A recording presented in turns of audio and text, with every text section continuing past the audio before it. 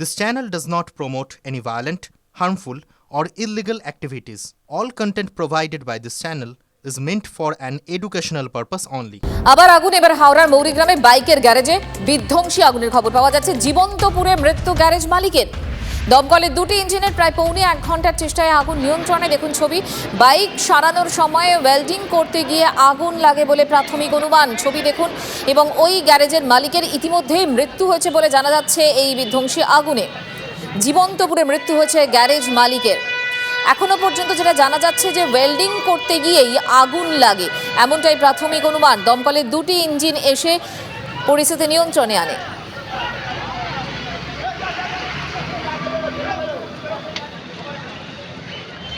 এটা পেট্রোলের দোকান ছিল, এটা মোটরসাইকেলের দোকান ছিল। সেই দোকানে পেট্রোল রাখতো, গাড়িতে মনে হয় পেট্রোল ঢালছিল, ওই গাড়ি থেকেই কোনো কিছু আগুন পেয়েছে, ধরে গেছে।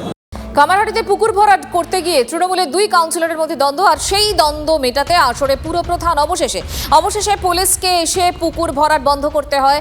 14 এবং 15 নম্বর ওয়ার্ডের সংযোগস্থলে একটি পুকুর রয়েছে এবং পুকুরের 14 নম্বর ওয়ার্ডের দিকের অংশে মাটি ফেলে পুকুর ভরাটের অভিযোগ কাউন্সিলর অরিন্দম ভৌমিকের। পুকুর ভরাটের অভিযোগ মানতে নারাজ 15 নম্বর ওয়ার্ডের কাউন্সিলর সুশান্ত চট্টোপাধ্যায়।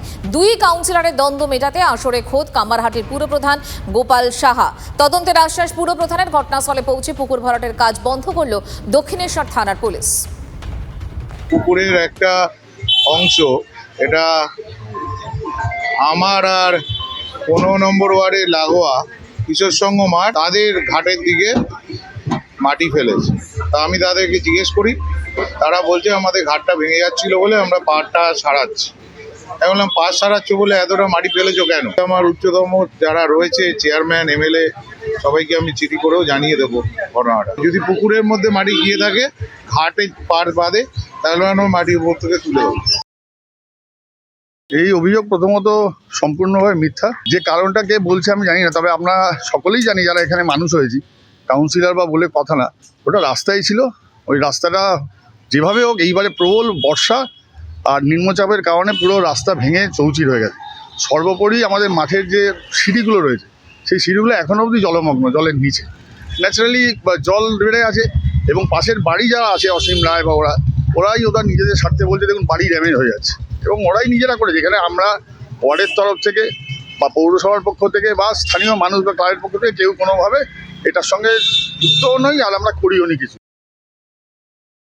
জলাজমি ভরাট করা আইনি বলা আছে, করা যায় না। তবে সাধারণত দেখা যায় অনেক সময় পুকুর পাড় চলতে চলতে ভেঙে যায়, কারণ সব পুকুর তো বাঁধানো নয়। তো সেক্ষেত্রে দেখা যায় ব্যাপারটা কি হয়েছে, তদন্ত তো নিশ্চয়ই করব। আর সেই ক্ষেত্রে যদি দেখা যায় ভাঙতে ভাঙতে সেখান থেকে পাশ দিয়ে কি রাস্তা রয়েছে, রাস্তা নেই। যাই হোক, সেটা আমরা এনকোয়ারি করে আমরা যথাযথ ব্যবস্থা নেব, কারণ জলাভূমি কিছুতেই ইয়ে করা যাবে না, ভরাট করা যাবে না। আইনে আছে, নিয়মে আছে, আমরা সকলেই জানি, তবু আমি দেখে নেব।